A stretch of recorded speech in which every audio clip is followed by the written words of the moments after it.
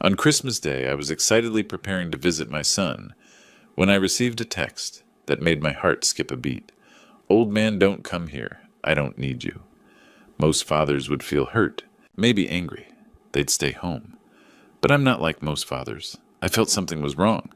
When I arrived at his house, inside was a wild party, but no sign of my son. I walked around the house and discovered something that haunts me to this day. My son was... Thank you for being here. Tell me in the comments, where are you right now and what time is it there? Have you ever received a message from family that felt wrong? The December wind howled through the old wooden slats of my ranch house, but inside my kitchen my heart was warm as a summer fire. I sat at the table polishing my cowboy boots with saddle soap, the leather worn soft from 40 years of ranching. These weren't just any boots. These were my good boots, the ones I saved for special occasions. On the table beside me sat 3 simple gifts: a bottle of whiskey I'd aged myself for 5 years, a jar of homemade beef jerky, and a hand-knitted scarf for my daughter-in-law, though I knew Brooke probably wouldn't wear something this plain. 6 months ago, Owen had driven down from Tucson just to see me. I remember how he'd grinned, throwing his arm around my shoulders. "Dad, this Christmas you have to come up. I'm smoking the best brisket in Arizona, getting the biggest tree in the whole neighborhood." That promise kept me going through 6 months of lonely dinners and silent evenings. Owen was a man of his word, always had been, never broke a promise. My phone buzzed. I smiled, expecting details about tomorrow's bus schedule. But when I read the message, the smile died. I stared at the screen, read it again and again. Owen would never call me old man like that. When he teased, it was Pops or old timer, always with warmth. And Owen was careful with words. This message was cold. Perfect grammar. No warmth. Just ice. Something was wrong. I called him. Voicemail. Called again. Same automated cheerfulness. The person you are trying to reach is not available. My gut twisted. That feeling, the one that kept me alive through bad storms and worse men, was screaming. I dialed Brooke. The phone rang forever before she picked up. "Hello, Dad, is that you?" Her voice was wrong, shaky, breathless. "Brooke, where's Owen? He sent this message saying not to come, but I'm ready to head to the station." "He's sleeping." She cut me off fast, too fast. "Actually, we're at the airport. Emergency trip to Cancun. It's really loud here. Owen's exhausted. Please don't come." Lies. Every word was a lie. Because behind her voice, I didn't hear an airport. No announcements, no jet engines. I heard music, heavy bass, aggressive rap, the kind Owen hated. He'd told me once, "Dad, that music glorifies violence. Never in my house." And then I heard it. A man's voice, rough and amused. "Hang up. Tell that old fool to get lost." The line went dead. I stood there gripping the phone until my knuckles turned white. Blood pounded in my temples. A normal father might accept it, might pack away the gifts and spend Christmas alone nursing hurt feelings. But I'm not a normal father. I've lived 70 years on this Arizona land, survived rattlesnakes and mountain lions and men meaner than both. I can smell danger, clear as gunpowder. They say when you get old, everything fades. Eyes blur, hearing goes, hands slow. But one thing gets sharper, a father's instinct. I grabbed my jacket, reached into the drawer for my old folding knife with the oak handle. The blade was worn thin, but sharp as ever. I slipped it into my inner pocket, right against my chest. That knife had cut rope-skinned game, and once, just once, had protected me from a very bad man. Tonight it might have to work again. I thought about a kid I'd taught years back, a troubled boy named West. Last I heard, he'd made it into the FBI. Maybe I'd need that connection, maybe. But first I needed to know for sure. I left the gifts on the table, left the warmth, and stepped into the December cold where my old pickup waited. I wasn't going to Christmas dinner. I was going to war. That text wasn't from my son. That call wasn't from a family heading to Cancun. That music, that voice, that terror in Brooke's words. That was an invasion. And somewhere in a dark house in Tucson, my boy was in danger. I could feel it in my bones. The Greyhound bus groaned down Highway 10, cutting through the Arizona night like a steel beast on a mission. Only 3 other passengers rode with me, a tired-looking woman clutching a shopping bag, a college kid with headphones, and a man in a Diamondbacks cap who hadn't looked up from his phone since Benson. I sat in the back right side where I could see everything. The driver, Hank, was a wiry guy in his 50s with a faded Marine tattoo on his forearm. He caught my eye in the rearview mirror about 20 minutes in. "Heading to Tucson for the holidays," he called back. Something like that. Family. Yeah, my boy. Hank nodded satisfied and turned his attention back to the road. I was grateful. The last thing I needed was small talk. Outside, the desert stretched endlessly under a half moon. Saguaro cacti stood like silent sentinels casting long shadows across the scrubland.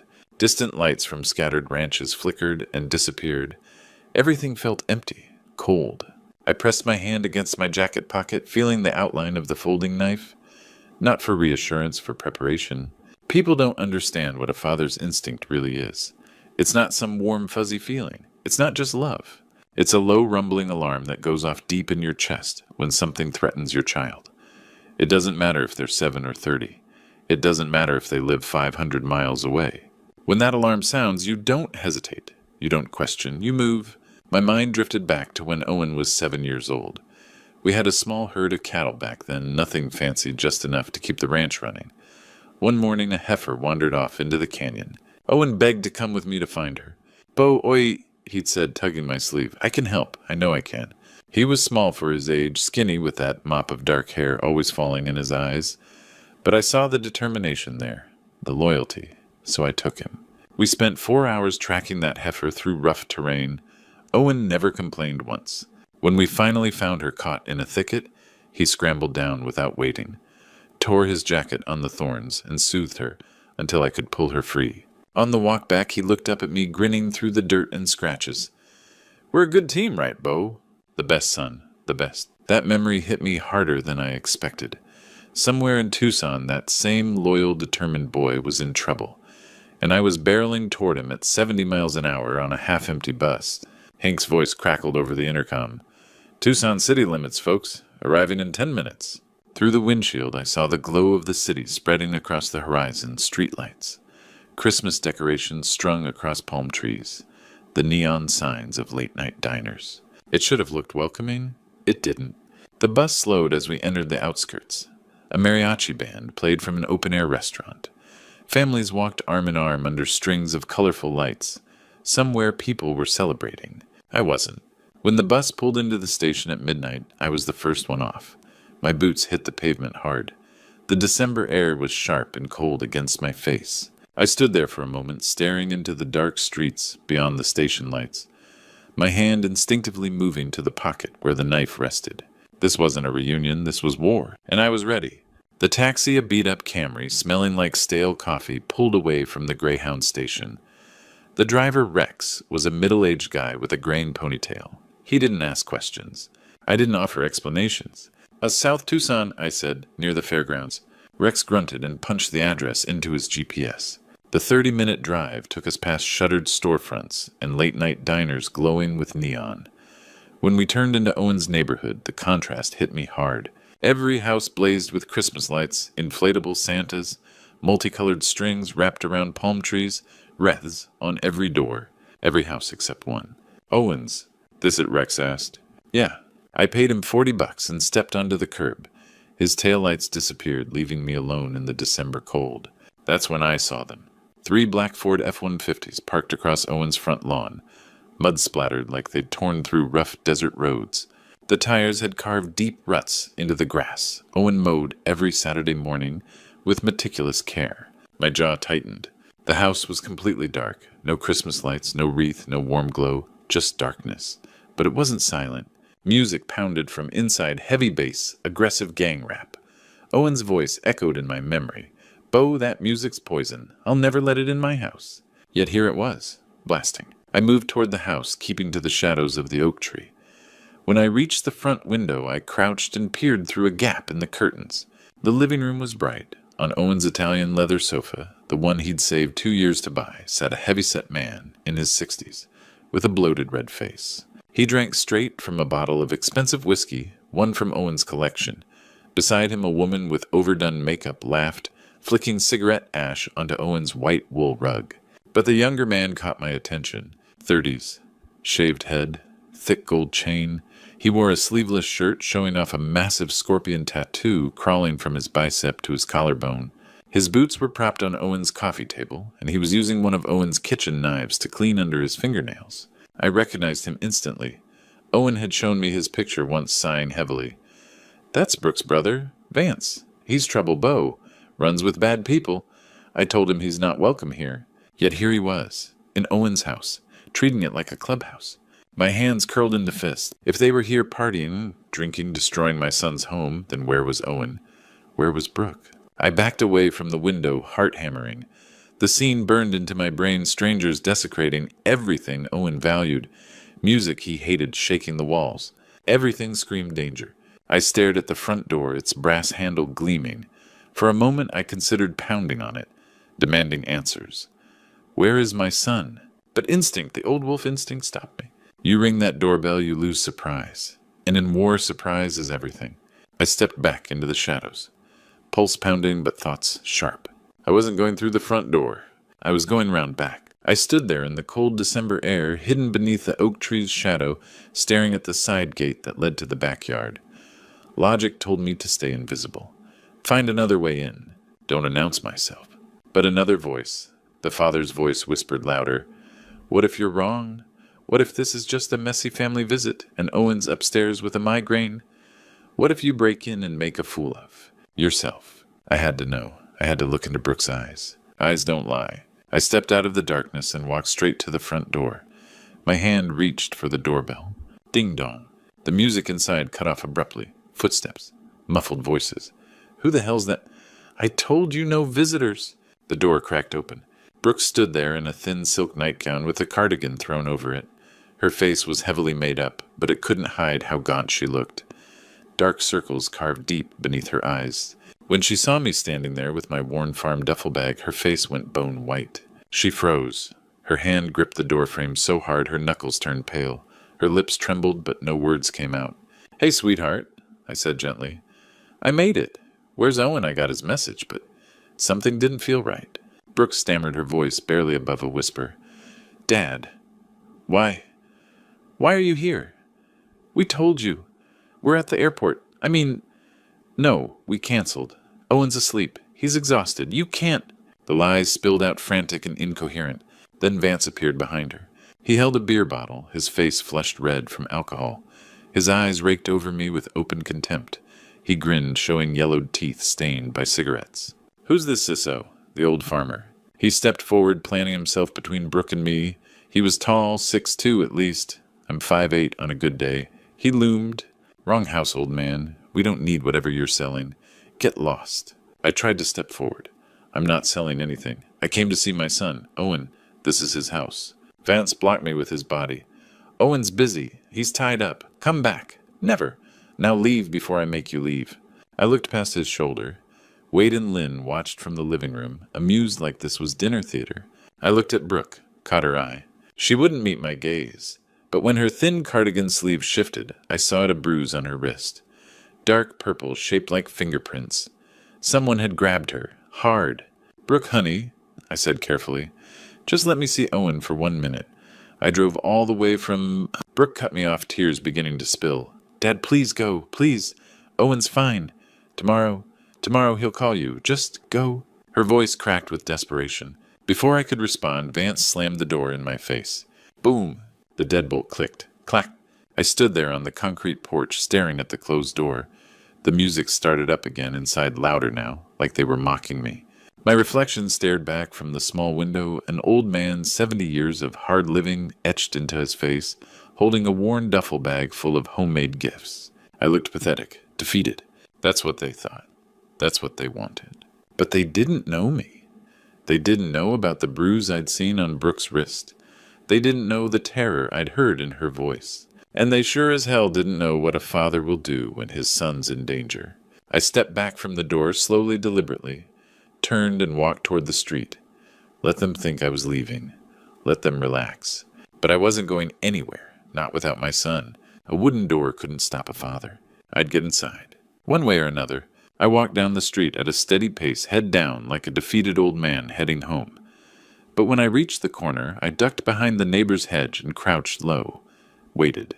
5 full minutes watching Owen's front door through the gaps in the shrubbery. No one came out. No one followed. Good. I circled around through the alley behind the row of houses. The December cold bit at my face, but I barely felt it. My knees ached, arthritis flaring up, but I ignored it. When I reached the wooden privacy fence running along Owen's property line, I ran my hand along the boards until I found what I was looking for, a loose panel. I gripped it, pulled, and squeezed through the gap. I dropped into Owen's backyard. The destruction hit me immediately. Owen's rose bushes, the ones he'd planted with Brooke on their first anniversary, were trampled flat petals scattered like confetti across the mud. The lawn he mowed every Saturday morning with obsessive care was torn to shreds, deep tire ruts carved through the grass like scars. Those black trucks hadn't just parked out front. They'd driven back here, tearing up everything Owen had worked so hard to maintain. The whole yard looked like a construction site, and the smell. Gasoline, heavy and sharp, motor oil, and something else, something chemical. Acrid, burning the back of my throat. Underneath it all, something rotten, decayed. I moved silently toward the far corner of the yard, past the ruined garden. That's when I saw it. The shed. It was a small wooden structure, maybe 10 feet by 10 feet. Owen had built it himself 2 years ago to store his lawn mower and tools. He'd joked about it once. Things rickety as hell, Bo. One good kick and it'd collapse. But something was different now. The door had been reinforced. 2 metal bars bolted horizontally across it. The old flimsy latch had been replaced with a massive padlock. Brand new, chrome-plated, gleaming dully in the moonlight. That lock cost more than the shed itself. Why would anyone put a lock like that on a tool shed? I pressed my ear against the wooden door. Silence. I was about to pull back when I heard it. Clink, clink, metal on metal. The sound of heavy chains. Slow, deliberate. Then ragged breathing. Someone struggling to pull air into their lungs. A voice so faint I almost missed it. Water. My blood went cold. I pressed my lips to the crack between the boards and whispered, Owen, is that you, son? Silence. 3 seconds that felt like an eternity. My heart pounded so loud I thought it would give me away. Then knock, knock. Weak, barely audible, like someone using their last bit of strength. And then a sob. Not the sob of a grown man.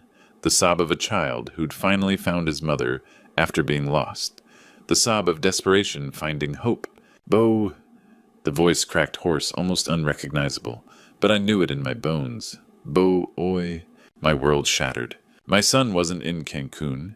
He wasn't asleep in a warm bed upstairs. He was here, in this filthy, freezing shed, 10 steps from his own back door, yards away from where his in-laws were partying and laughing. They'd chained him like an animal.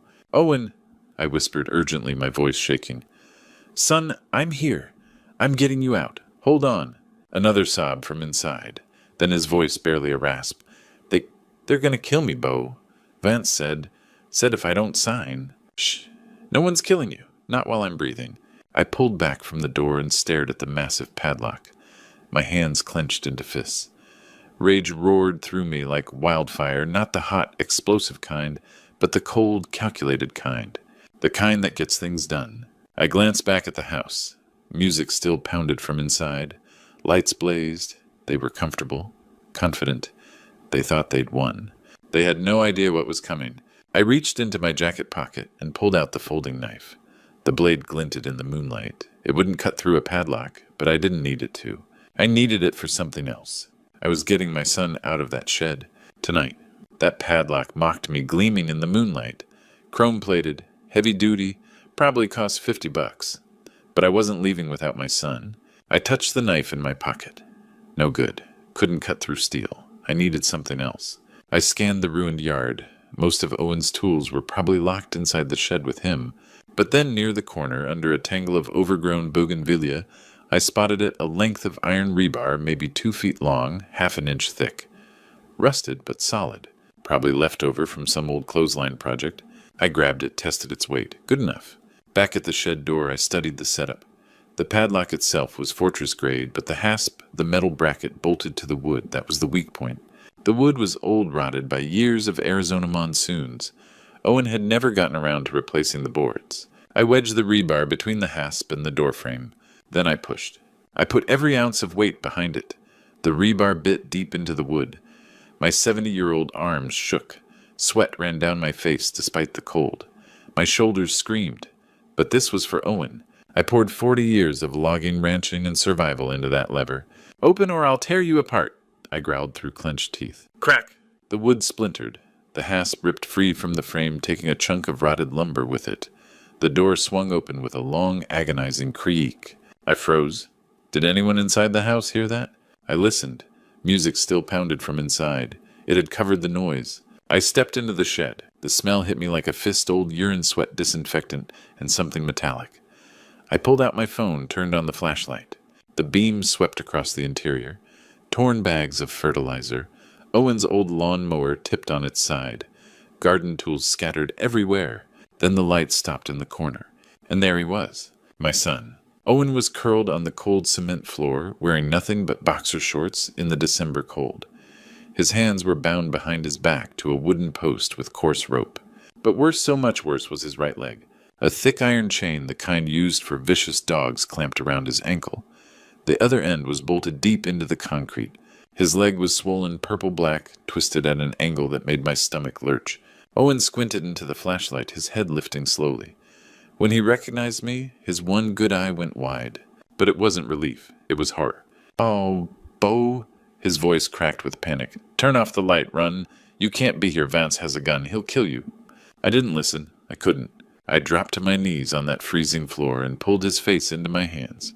Hot tears streamed down my cheeks, falling onto his bruised skin. "My God, son," I whispered, "what have they done to you?" Owen shook his head frantically, still trying to push me away. "Bo, please. He checks on me. He'll come. You have to—" "I'm not leaving you." My voice came out harder than I intended. I wiped my eyes, forced myself to focus. "How long do we have?" "I don't know. 10 minutes, 20, Bo. He has a shotgun. He said if I scream, He's not doing anything." I grabbed the rope binding his wrists and started working the knots. My fingers were stiff, clumsy with cold and rage. "We're getting you out. Right now. The chain—" "I'll handle it." Owen's breath hitched. Fresh tears rolled down his face. "I'm sorry, Bo. I'm so sorry. I should have listened. I should have—" "Shh. Save your strength." The rope finally gave way. Owen's hands came free, and he immediately tried to move his leg. He gasped, bit down hard on his lip to keep from screaming. "Don't move it," I said. "That ankle's badly injured. We need to get the chain off first." I examined the bolt, anchoring the chain to the floor. Industrial strength. Probably drilled in with a masonry bit. I'd need tools I didn't have. But the chain itself, the links were thick but old, rusted in places. I grabbed the rebar I'd used on the door. "This is going to be loud," I said. Owen nodded, jaw tight. I wedged the rebar under one of the chain links and twisted with everything I had. "I'm not going anywhere," I said flatly. "No one's killing anyone. I'm getting you out of this hell." I pulled off my thick jacket and draped it over Owen's shaking shoulders. When I brushed against his leg, he gasped, biting down hard to keep from screaming. "What?" I demanded. "Why is Brooks' family doing this to you?" Owen's breath came in shallow gasps. Then he started talking. "Last week, I went to check on the warehouse. You know, for my trucking company." His voice was hoarse-broken, but steady. There'd been weird late-night shipments. Drivers logging routes that didn't make sense. I went to the main garage after hours. Wanted to see what was going on. I found Vance there, and Wade, Brooks' father. They were pulling the spare tires out of 3 of my trucks. Inside the tire compartments. Bo, there were packages. White packages. Dozens of them. Crystal meth. My stomach dropped. I yelled. Told them I was calling the cops. I reached for my phone. Owen's voice cracked. "Wade, he grabbed a tire iron. I didn't see him coming. He hit me from behind. I blacked out." He paused, swallowed hard. "When I woke up, I was here, tied up. Vance was standing over me with a baseball bat. He was smiling. Said, like, calling the cops, huh? Let me teach you about minding your own business." Owen's eyes squeezed shut. Then he swung it at my leg. Bo, the pain, I passed out. Woke up from the pain. Passed out again. They took my phone. Made me unlock it. Wade threatened, "Unlock it or I shoot Brooke right here." Vance had a gun to her head. I had no choice. "Vance used my phone to send that text to you, telling you to stay away." "And Brooke?" I asked quietly. Owen's face crumpled. She cried, begged her father to stop. Lynn slapped her, hard. Wade told her, "Choose. The good life with us or your whole family goes to prison." His voice dropped to a whisper. She chose them, Bo." She stopped crying, went quiet, left me here. The words hung in the cold air like poison. "Why didn't they just kill you?" I asked. Owen glanced toward the corner of the shed. I followed his gaze. On the workbench sat a small metal tray. On it, a clear plastic bag filled with white powder, a burned spoon, a lighter, and syringes in sterile packaging. My blood turned to ice. They need me alive, Owen said. The company's in my name, clean record. Perfect for laundering money-moving product. If I die, cops investigate. The company gets frozen. But if I'm alive and controlled, they can use it forever. His voice dropped lower. They're going to inject me tonight, Bo. Vance said it's my Christmas present. Said he'll turn me into an addict. Hook me on it. Once I'm addicted, I'll do anything for the next hit. And my word to the police worthless. Paranoid junkie accusing his decent in-laws. That's what they'll say. I stared at him. An engineer. A businessman. A healthy, intelligent, honest man who'd built a company from nothing. And they wanted to make him a slave. Not kill him, that would be mercy. They wanted to break him, own him, use him. The plan wasn't just evil. It was perfectly sickeningly efficient. Murder leaves a body. But destroy someone's mind, make them a slave to poison, and you can control them forever. No, I said. My voice was cold hard as Arizona bedrock. I stood, looked at those syringes, looked at the chain around my son's ankle. There won't be any injection. No one's turning you into an addict. Not tonight, not ever. Owen looked up at me, tears streaming down his dirty face. Bo, they'll kill you. I touched the knife in my pocket. Let them try. Click! The shed latch rattled. Heavy footsteps crunched through dry grass outside. Vance was coming. His voice drifted through the night, drunk and off-key. Merry Christmas to my favorite brother-in-law. Bottles clinked. He was carrying something. Owen whispered urgently, hide behind the fertilizer bags. I glanced at the bags, then back at the door. If I hide, he'll inject you. I said quietly, I won't let that happen. The door creaked open. Vance stumbled inside, silhouetted against the faint moonlight. He didn't bother turning on a light, too confident, too drunk. Beer bottle in his left hand, handgun in his right, held loosely. All right, buddy, time for your medicine. Ready to fly. He swayed slightly as he walked toward Owen 5 steps into the shed. He tilted his head back to take a swig from the bottle. That moment, throat, exposed guard down. I swung the rebar at his gun hand. Crack! Direct hit to the wrist. Vance screamed. The gun flew from his grip, skittering across the cement floor into the shadows. He spun around. What the... Saw the old man holding the rebar. Rage flooded his face. He hurled the beer bottle at my head. I ducked. The bottle smashed against the wooden post behind me, glass exploding. I swung again, aiming for his knee. But Vance lurched backward drunk, but still had fighting reflexes. The rebar only grazed his thigh. He charged. Like a bull. 6'2", 220 pounds of muscle and fury. He slammed into me, full force. We crashed into the stack of fertilizer bags. My back hit hard pain lanced through my spine. The rebar flew from my hand. Vance landed on top of me, pinned me down, his hands clamped around my throat. Thick fingers squeezed tight. Old man, I'm gonna kill you. I couldn't breathe.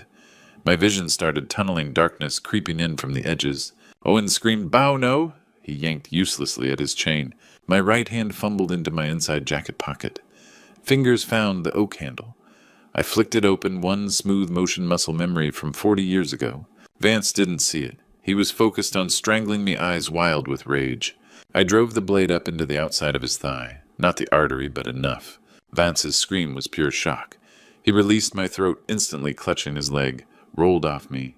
You stabbed me. You crazy. He curled up, gripping the wound. I scrambled to my hands and knees, gasping like I'd run a mile. My throat burned, but adrenaline roared through me. Owen shouted, The gun, Bo! The gun! Owen, hands still tied, had stretched out his good leg, hooked the gun with his foot, dragged it closer. I lunged for it, grabbed it, aimed at Vance. Don't move. Vance froze on the ground, staring down the barrel. His face went pale. Don't shoot, man. It was just a joke. Wade made me do it. I didn't shoot. Instead, I picked up the rebar. This isn't a joke. I swung it in a controlled arc, connecting with the side of his head temple area. Not a killing blow. Just enough. Thud. Vance's eyes rolled back. His body went limp, unconscious. Done! I gasped, to Owen breathing like I'd just sprinted a mile. My hands shook. My throat throbbed where Vance's fingers had nearly crushed my windpipe. But he was down, out cold. Let's go, son. But there was no time to celebrate this small victory. From inside the house, the music suddenly cut off. Silence for 2 seconds. Then shouting. What was that? Lynn's shrill voice. Vance, what happened? Wade's voice boomed. Vance, answer me. Thundering footsteps. I cursed under my breath. Vance's scream had been too loud. They'd heard. Dad, we have to go, Owen said, eyes wide. Right now. I searched Vance's pockets. Front wallet, phone, back a key ring with a Ford logo. Keys, thank God. Owen, hold on. The chain around Owen's ankle was secured with a padlock, no key on Vance's ring. But the chain itself was anchored to the floor with a U-bolt system. Bolt and nut. I grabbed a rusted adjustable wrench from the workbench and attacked the nut on the U-bolt. It was seized tight. My hands shook. Sweat dripped into my eyes. Hurry, Dad, Owen urged, hearing the shouting from the house growing louder. I threw everything I had into it. The nut finally turned, loosened. I unscrewed it. The U-bolt came free from the floor anchor, but the chain was still clamped to Owen's ankle. The padlock remained. No time to get it off. Can you walk? Owen tried to stand. His leg buckled. He cried out in pain. I'm okay, let's go. I hauled him up. Owen put all his weight on his left leg. His right broken chain hung limp. The chain dangled clanking. Lean on me. Grit your teeth. My arm around his waist, his arm over my shoulders. We stumbled out of the shed. Immediately, halogen floodlights blazed from the back porch, blinding us. Wade stood there with a shotgun. Lynn beside him. There, kill them. Wade, stop right there. I didn't stop. Kept moving, dragging Owen forward. Boom. The shotgun roared. Pellets tore into the ground 5 feet from us. Dirt exploded. Warning shot or bad aim? Run, I yelled. We staggered toward the side yard, using the bushes for cover. Boom. Second shot. Hit a tree branch above our heads. Debris rained down. We lurched around the side of the house. Owen groaned with every step. The chain around his ankle dragged clink, clink, clink, scraping across concrete. We reached the front yard. The 3 black F-150s were still parked there. I hit the key fob. The middle truck's lights flashed. Beep, beep. I half-carried Owen to the passenger side. Opened the door, practically shoved him in. He cried out when his broken leg hit the seat. Sorry, son. Slammed the door. Sprinted to the driver's side. Wade came around the corner from the backyard, shotgun raised. I was already in the driver's seat. Locked the door. Wade, get out or I'll blow your head off. He aimed the shotgun at the windshield. I looked at him through the glass. Let's see if your shotgun beats my truck. Key in the ignition. Turn. The V8 engine roared to life. Shifted into drive. Slammed the gas. The truck launched forward. Straight at Wade. His eyes went wide. He dove to the side at the last second, hitting the grass. The shotgun flew from his hands. I aimed for the iron gate at the property entrance. Crash. Violent impact. The metal gate ripped off its hinges, flew into the street. My head slammed into the steering wheel, no airbag, older truck. Stars burst in my vision, but I kept the gas pedal down. Hard left turn. Tires screamed. The truck fishtailed. I straightened it out. Roared down the suburban street. I glanced at Owen in the passenger seat. He was gasping, face pale, drenched in cold sweat. Both hands clutched his broken leg. The chain still clamped around his ankle, swung down, rattling with every bump. Are we out, Dad? He asked, voice barely a whisper. I checked the rearview mirror. The dark road behind us empty. No headlights chasing us. Yet. Not yet, son, I said, eyes locked on the road ahead. My hands gripped the steering wheel so tight my knuckles turned white. Not yet. This fight's just getting started. Owen was fading. I had minutes, not hours. I pushed the F-150 to 80 miles per hour on the empty Highway 82. Owen slumped against the passenger seat. His eyes fluttered. Owen, stay awake. Don't sleep. Dad, I'm cold, so tired. If you sleep now, you might not wake up. I knew the signs: shock from trauma. Broken bone, possible internal bleeding. Life-threatening. Owen mumbled, remember, when I was 7, the cow... Yes, I remember. You never gave up. Don't give up now. His head rolled to the side. I slapped his cheek, gentle but firm. Owen. His eyes snapped open. Okay, I'm awake. I knew this area from supply runs to the ranch. Sierra Vista Urgent Care, 30 miles from Tucson. Small clinic. Not a major hospital, too public, too many cameras. The Sterling family couldn't monitor everywhere. I saw the neon blue sign, Sierra Vista Urgent Care. 1-story building, parking lot, nearly empty in the dead of night. I jerked the truck right up to the entrance, parked crooked. Didn't care. Engine still running. Jumped out, ran to the passenger side. Opened the door. Owen was half conscious. I lifted him using old logging strength, carrying him across my arms to avoid jarring the broken leg.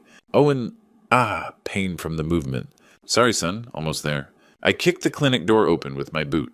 Inside, small waiting room, harsh fluorescent lights buzzing. Nurse Emily at the reception desk, young mid-20s, nodding off over paperwork. She jolted awake at the noise, saw an old man covered in dirt carrying a young man with a chain around his ankle. She screamed, "Oh my God!" The treatment room door burst open. Dr. Stone rushed out 50's glasses, exhausted. "What's happening?" He saw Owen, saw the chain, saw the leg clearly broken, massively swollen. His expression shifted professional concern to suspicion. This wasn't a car accident. That's blunt force trauma. And that chain... Who are you? What did you do to him? I was desperate.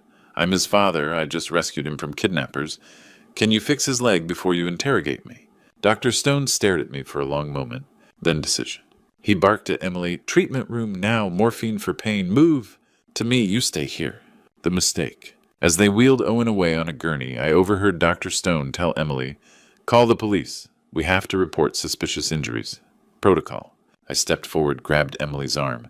"No, not local police. Call the FBI, federal..." Dr. Stone pushed my hand away. "Sir, it's protocol. We have to report this." They pushed Owen through the door. It swung shut. I was alone in the waiting room. My phone was dead. I sat down on a plastic chair. I needed to call Agent West. Pulled out my phone. Black screen. Dead battery used the flashlight and the shed GPS during the drive. Damn it! I slammed it on the chair. The walls were closing in. I knew local police meant a trap. The Sterling family owned the local cops. But I couldn't run. Owen needed treatment. Then I heard them. Sirens. Not ambulance sirens, police sirens. Whoop, whoop, whoop. My head snapped up. Through the clinic's glass door, I saw flashing red and blue lights. 2 patrol cars screeched into the parking lot. 4 officers stepped out, hands on their holsters. Leading them was a heavy-set man with a thick mustache, eyes narrowed, scanning everywhere. I stood slowly. Every instinct in my body screamed wrong. They'd arrived too fast. Way too fast for lazy local cops responding to a suspicious injury call at 3 in the morning. That meant only one thing. They were already coming. Already warned. The Sterling family had made that call before the doctor did. The heavy glass door swung open. Sheriff Carson stepped inside, heavy-set mid-50s, thick mustache uniform straining against his gut. 3 deputies behind him, younger hands resting on their gun belts. Carson's eyes swept the room, ignoring Nurse Emily at the desk, locked onto Nash. He walked straight toward me, no hesitation. "You the one who brought the injured man in."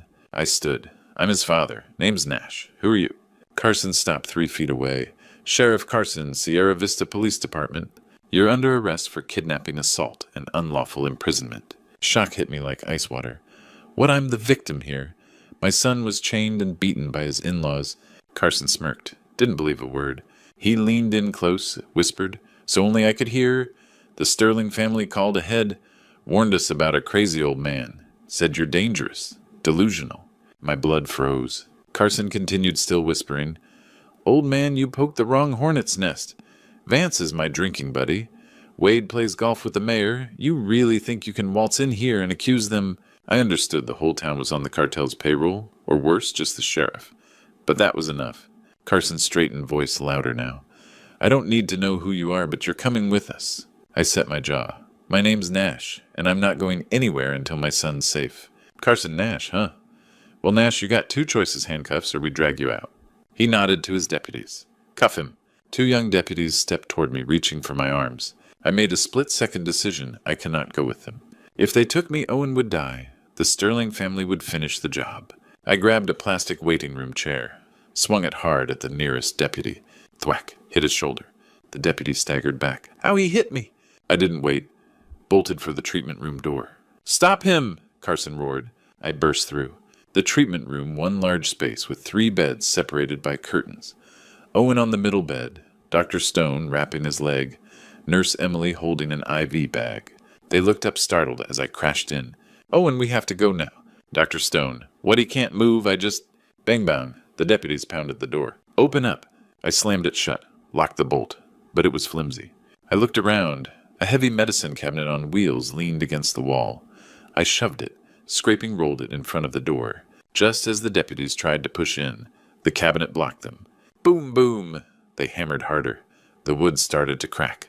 Plaster dust fell from the doorframe. The small window on the door shattered. Crash! A tear gas canister rolled into the room, hissing thick white smoke pouring out. Cuff, cuff! Everyone started choking, eyes burning. "Dr. Stone, What is this? This is a medical facility. I turned to Emily, coughing. Your phone, please. Emily backed away, terrified. I swear I'm not a criminal. They want to kill my son, please.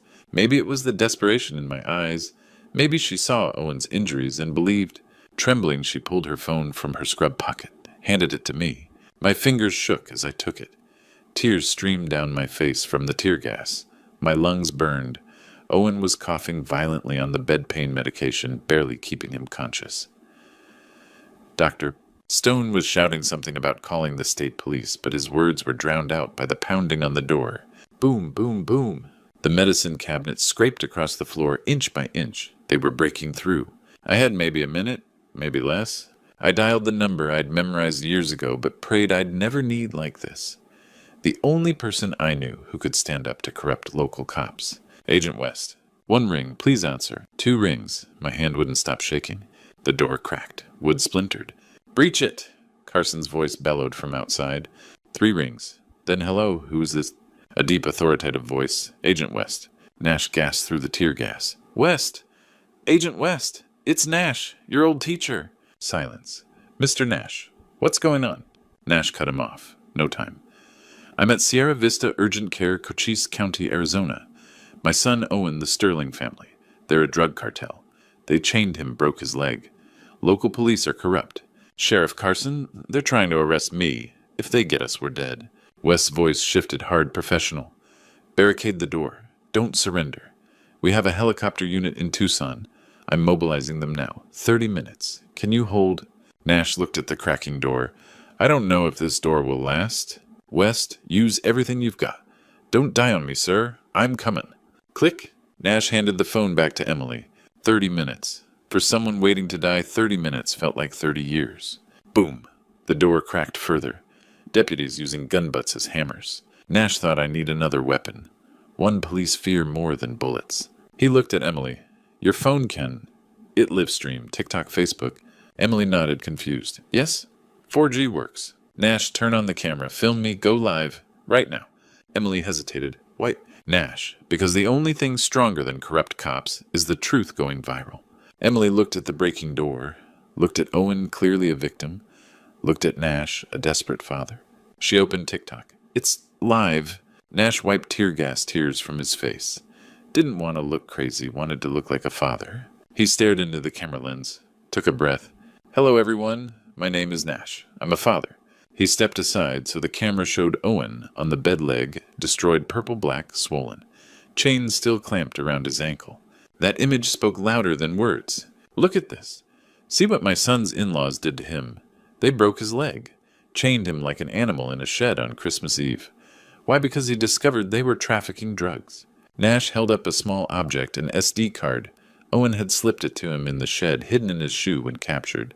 This SD card has proof. Video of the Sterling family Wade Vance packing methamphetamine into my son's trucks. Outside louder pounding. Carson's voice. Breach it! But you know what police are outside right now. Sheriff Carson from Sierra Vista. He's not here to arrest the drug dealers. He's here to arrest me, the victim's father. Crash. Another window shattered. Another tear gas canister rolled in. Thick smoke flooded the room. Nash coughed, but kept talking. Share this video, please. If we die tonight, it's because of Sheriff Carson and the Sterling cartel. Don't let this go unpunished. Emily, thousands of views already, comments flooding in. Boom! Final hit. The door collapsed. The medicine cabinet tipped over with a crash. 4 deputies in gas masks stormed in. Batons raised. One had a taser.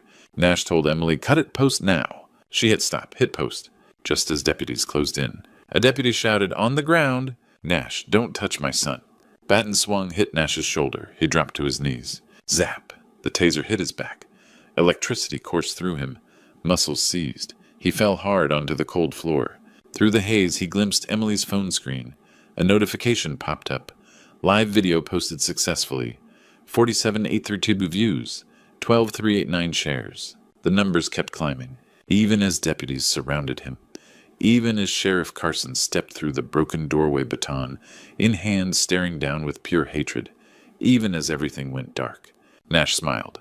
Because the truth was out, and you can't kill the truth. I lay on the ground. Vision blurred, my body still twitching from the taser's aftershock.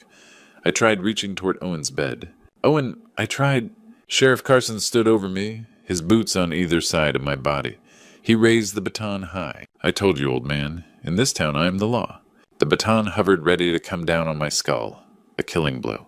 I closed my eyes. Forgive me, son. Boom. Not the baton. An explosion from the clinic's main entrance. The entire front wall door blew inward breaching charge. Then footsteps, precise military. Metal rattling. Gear. A voice like thunder.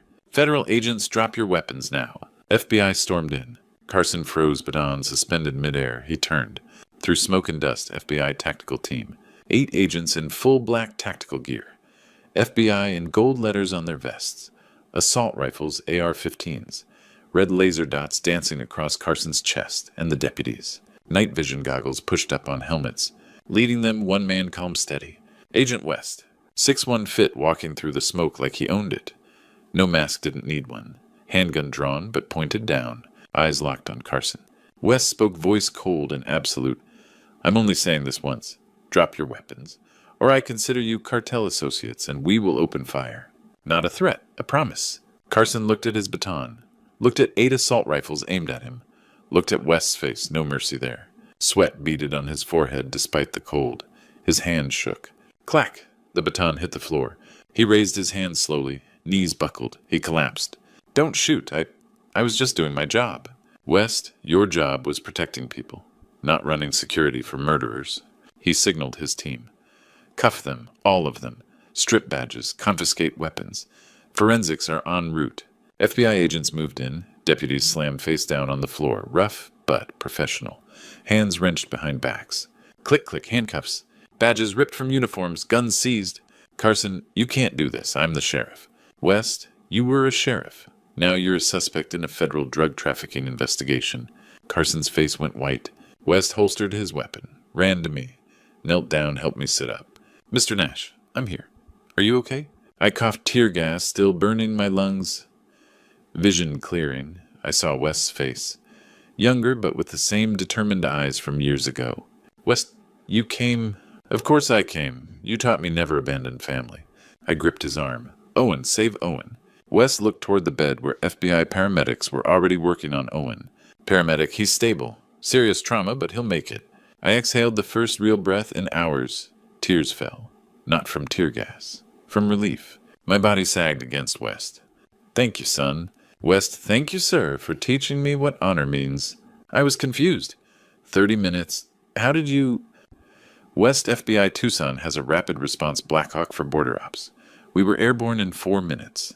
80 miles by helicopter, 18 minutes. He added, your video went viral. 2 million views in 20 minutes. The FBI director himself called me, ordered immediate mobilization. I leaned against the wall, watching Sheriff Carson dragged out in handcuffs, his face twisted with rage and fear, the man who thought he was untouchable, the man who'd sold his badge to drug dealers. Now just another criminal. Agent West stood beside me, hand on my shoulder. Sir, you did it. You saved your son.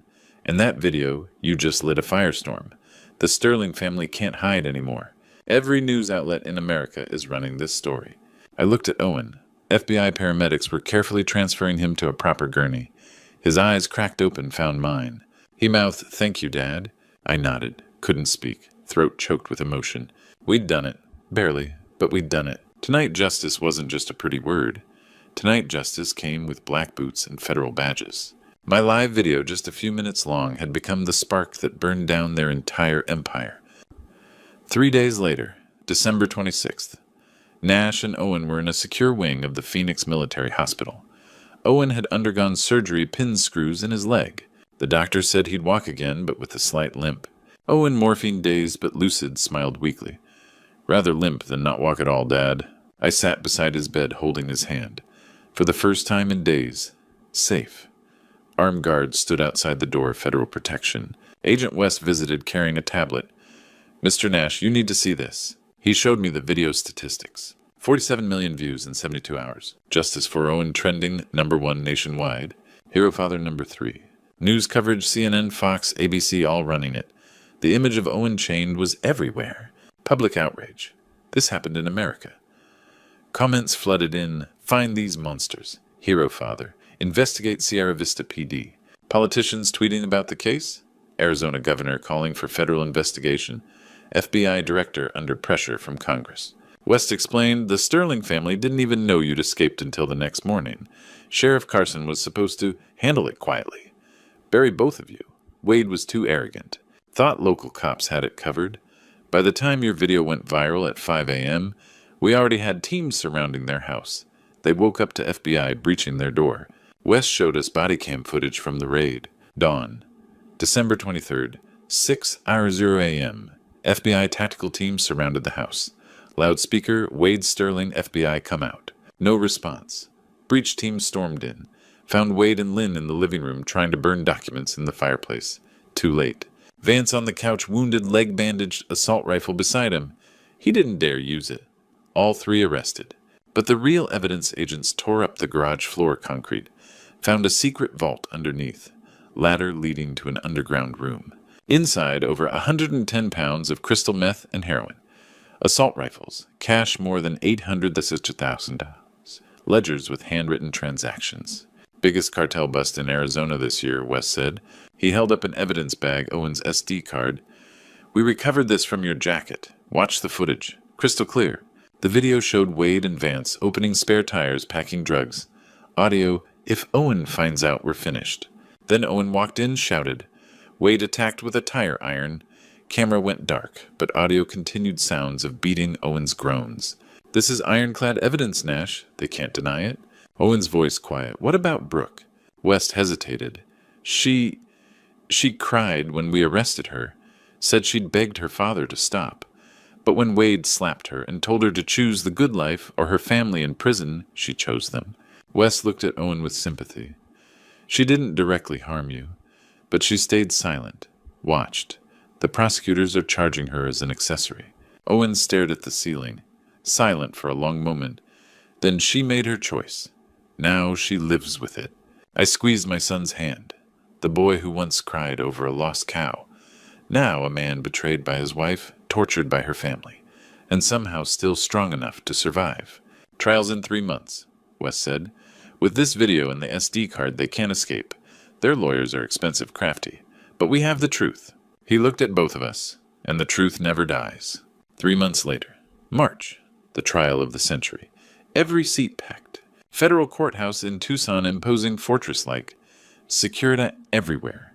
The courtroom jammed. Press activists public. Nash and Owen sat front row victim's side. Owen in a wheelchair, still not walking well. Across the Sterling family in orange jumpsuits, shackled. Behind them, 3 defense attorneys in $5,000 suits. The lead defense attorney, smooth 50s silver hair, stood. Your Honor, my clients are victims of tragic misunderstanding. Owen Sterling has documented history of erratic behavior. Alloy but smooth. The drugs were planted by competitors. The torture was self-inflicted during mental crisis. The viral video cleverly edited for sympathy. We moved to dismiss all charges. Confident, logical. Nash watched Owen grip the wheelchair, armrests, knuckles, white face flushed. Nash whispered, Easy, son. Owen, he called me insane. Nash, truth is like a needle, son. Today it'll pierce their throats. The prosecutor, a woman in her 40s, sharp stood. Your Honor, the defense is right. Videos can be edited. That's why we're not relying solely on the viral video. She held up an evidence bag, the SD card. This is unedited body camera footage from Owen's safety vest. Recovered from his shoe sole where he hid it before being beaten unconscious. The screen activated. The entire courtroom watched the large display. Crystal clear Owen's POV entering the warehouse. Wade and Vance cutting open spare tires. White packages visible. Audio perfect. Vance, if this shipment goes through, we're set for 6 months. Wade, just don't let Owen find out. He's too honest. Then Owen's voice, what the hell are you doing? Wade spun face white. Vance, damn it! Owen, I'm calling the cops. Wade grabbed a tire iron, approached from behind. Swing hit Owen's neck. Camera spun, crashed. Black. But audio continued thwack thwack hitting. Owen groaning. Vance gag him. Wade, get the truck. We're taking him home. Silence when the video ended. No one moved. Some jurors had tears. Wade slumped pale. Vance trembled. The defense attorney's mouth hung open. The prosecutor called Nash to the witness stand. Nash stepped up slow but steady, swore the oath. Prosecutor, Tell the jury what you did when you suspected your son was in danger. Nash spoke simply, I'm not educated, just a farmer. But I taught my son be honest, work hard, respect family. When I got that message, I knew something was wrong. A father knows. He looked at the jury.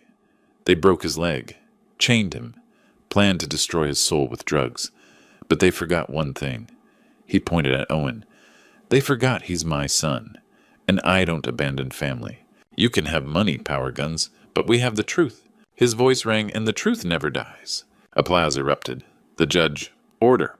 But she fought tears too. Jury deliberated 4 hours, returned. Foreman, we find Wade Sterling guilty on all counts. Vance Sterling guilty on all counts. Lynn Sterling guilty on accessory charges. Gallery cheered. Judge Stern, Wade Sterling, 25 years federal prison. Vance Sterling, 30 years. Lynn Sterling, 15 years. All assets forfeited. Gavel bang. Outside before transfer to women's detention, Brooke, an orange cuffed, asked, Can I see Owen? 1 minute. Agent West nodded. 5 minutes, supervised. Waiting room. Owen in wheelchair, Brooke led in. Nash by the door watching. Brooke mascara streaking. Owen, I'm sorry, I was scared. They threatened to kill me. Kill you. Owen quiet. I know you were scared. I don't blame you for being scared. But forgiveness doesn't mean going back. You watched them break my leg. You stayed silent when your father hit me with that tire iron. That silence hurt more than the beatings. I need someone who stands with me in the storm, not behind my enemies. Owen turned his wheelchair. Goodbye, Brooke. I hope you find peace, but not with me. Brooke collapsed sobbing, remorse too late. I pushed Owen's wheelchair into Arizona spring sunshine, warm golden. Desert wildflowers blooming, life renewing. Owen was silent as we rolled down the ramp. Then, did I do the right thing, Dad? I stopped, knelt to eye level. Son forgiving her, that's strength. Walking away, that's wisdom. You did both. I'm proud of you. He nodded, took a shaky breath. But it still hurts, Dad. I know. But that wound will heal too. And when it does, you'll be stronger than you ever imagined. 3 months after the trial. June. Winter long past. And on my old ranch, the smell of smoked brisket warmed the evening air. My backyard. Summer evening, 7 p.m. The sun set over desert hills, sky painted orange and purple. A large fire pit ringed with stones. Mesquite wood crackled. Brisket on the grill, not goat, but proper American BBQ. Slow smoked for 14 hours. The smell smoked meat, BBQ sauce, desert sage. Owen stood by the grill with crutches, no wheelchair anymore, but still needed support. He flipped the meat face lit by firelight, smiling. The first real smile in months. A scar on his forehead from Wade's tire iron attack, but his eyes clear, full of life. Owen called out, It's done, old man, get the whiskey. I sat on the porch watching, smiled. Don't call me old man, your fake text said that. Owen laughed. Sorry, I mean, Dad esteemed father bring the liquor. I stood, went inside, returned with the aged whiskey, the very bottle I'd prepared for Christmas 6 months ago. Dusted it off. Been saving this for the right moment.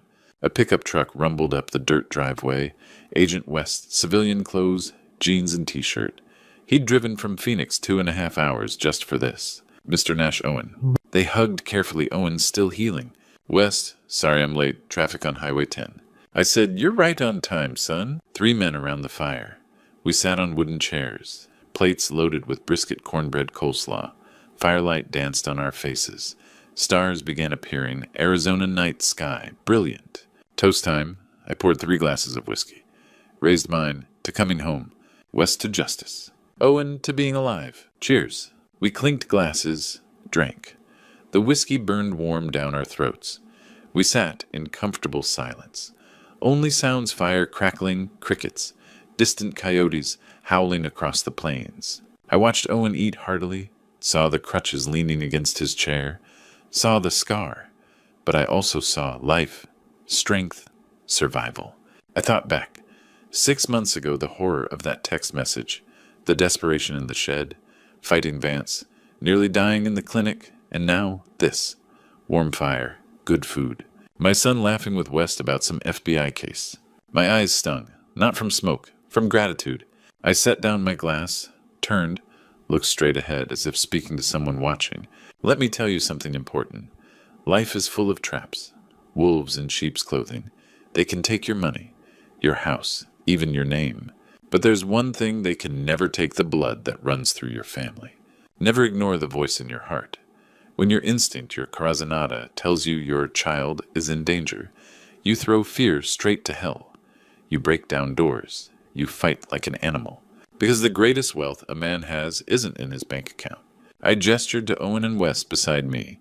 It's the people sitting around the fire tonight. I'm Nash. I'm a father. And I'm proud of that. I picked up my plate. Owen handed me a piece of brisket. I bit into it, closed my eyes, savoring. Outstanding, son. Better than any five-star restaurant. Owen grinned wide. I told you, Dad. Best brisket in Arizona. I raised my glass one more time. Merry Christmas, Owen. 6 months late, but we made it. Owen raised his. Merry Christmas, Dad. Fire crackled. Stars shone. Night was cold. But our hearts had never been warmer. Looking back at this true story, I realize how dangerously close I came to losing everything. When Owen sent that message on Christmas Eve, I didn't hesitate. I got on a bus to Tucson at midnight. But here's what haunts me: I almost waited. I almost convinced myself he was fine. Don't be like me. Don't second-guess your instincts when someone you love needs help. I wasted precious hours questioning that feeling in my gut. By the time I arrived, Owen had been chained in that shed for 3 days. 3 days. If I'd waited until morning, or told myself it could wait until after the holiday, I might have arrived to find my son turned into an addict, or worse, dead. These grandpa stories aren't just entertainment. This true story taught me the most important lesson of my life: when family is in danger, you don't calculate the risk, you move. The Sterling family counted on my hesitation. Sheriff Carson counted on my obedience. They nearly won. Thank God I trusted my old instincts one more time.